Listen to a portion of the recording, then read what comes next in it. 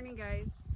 So this morning, I was kind of hoping he would still be doing it by the time I got my video camera out, but he's kind of settling down now. So this is day 5, and this morning there's a horse and rider that just went by, and he's out there in the field right now, and he's at the far end of the field. And Rio, he was just super excited. He was trying to figure out what this horse and rider was and what was going on. He was pacing around, running around, and that's why I'm filming from outside of the pen today, because his energy level was very elevated.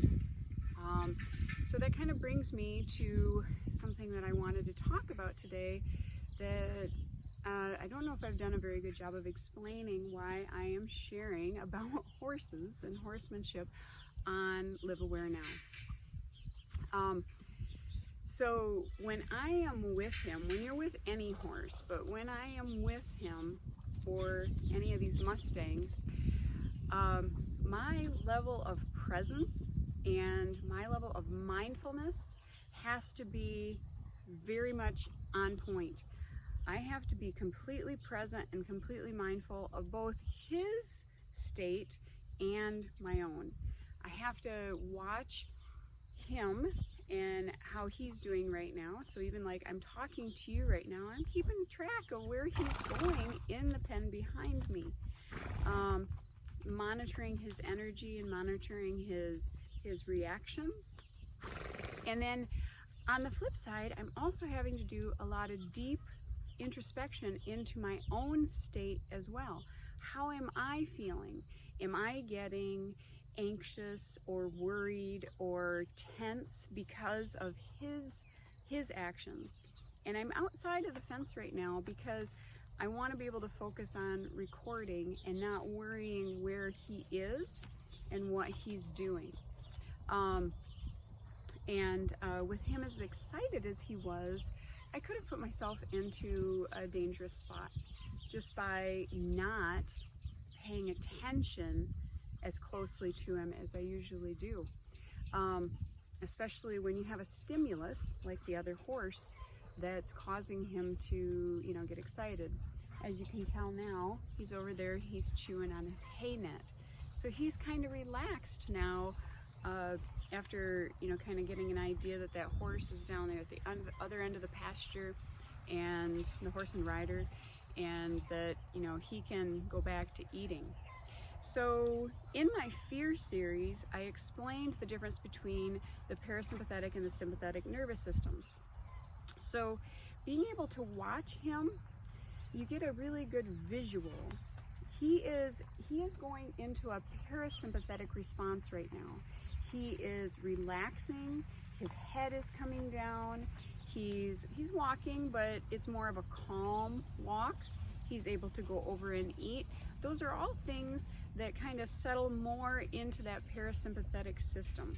Now, when he was intense on this rider, he was definitely in the sympathetic response, and he was very much worried and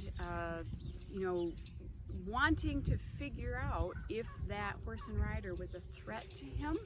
And he just recently came off from the range. I mean, he's only been in captivity about a year and a half. He had a lot of his life where he spent in that herd environment, and we have them separated into their own individual pens now, and that makes it easier to be able to work with them for sure. But so given that, he's used to having that herd both as a protection and to also protect. So he has that in his DNA. Now it's kind of interesting that rider is riding closer. I want to see what happens. Yep. Can you see behind me? Can you see that he's already noticed that rider just started to ride this way? I'd zoom over that way, but he's quite a ways down there. He'd be just a dot on the camera at this point. But you can see he's already switched back over into that sympathetic system. He is concerned. He is checking out what's going on, And I'm going to bet in a few minutes he's going to start moving and pacing and trotting around the arena. Almost on cue, right? So all animals, all humans have this system in them. We have a sympathetic that alerts us to potential danger, and we have that parasympathetic that we can go back into and rest and digest. Now, you know, for the horse, he's going to assess the danger. He's going to assess the situation. And then, like you saw, the rider was outside of his area of concern, so he went back to eating and he was relaxing. Now, the rider, which he doesn't understand what that is, and he doesn't understand, you know, if it's a threat or not. And, you know, literally to him, as a Mustang in the wild, he very well could have seen riders that herded him. Or if he was in one of the holding facilities out west, they will cut horses out of the herd for buyers, or, you know, to be shipped to some place like the facility that I was in last year that I visited. They would definitely cut the horses out of the herd for buyers or adopters, or to ship to another facility. So that could have been even, you know, something that he could still see as a threat. So I really wanted to get you to understand that sympathetic and parasympathetic, and he's giving us a beautiful example of that right now.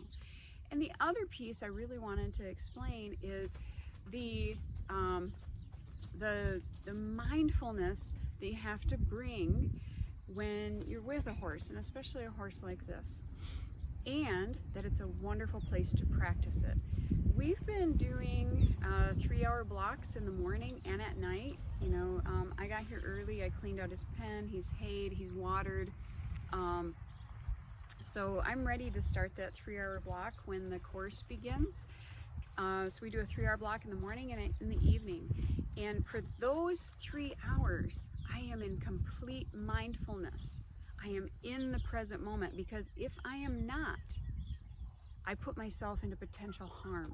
If my mind starts wandering into the next moment, or, you know, worrying about something that happened a little while ago, then I'm not present, and I'm not able to read what his state is. And again, also reading what my state is, because we feed off from each other. And that's with people as well. So that mindfulness, being present. So this is a great way to practice it, but you can practice it in any moment in your day. You know, moments that are potentially dangerous, have some danger to them, some novelty that brings out that mindfulness and that ability to be present a little easier. So like when I'm with him, I am fully aware that at any moment he could spook, and he could strike, or he could kick. And if I'm in the wrong position, then he could easily hurt me.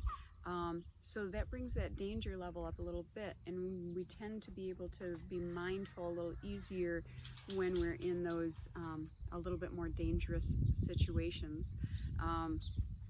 But when we can practice that, you know, I'm very much practiced at becoming present and becoming mindful. So it's a little bit easier for me to, you know, practice this while I'm with him. So those are the things that I wanted to share this morning, you guys. And I think you got a little bit of a view that he's not just a sweet little easy,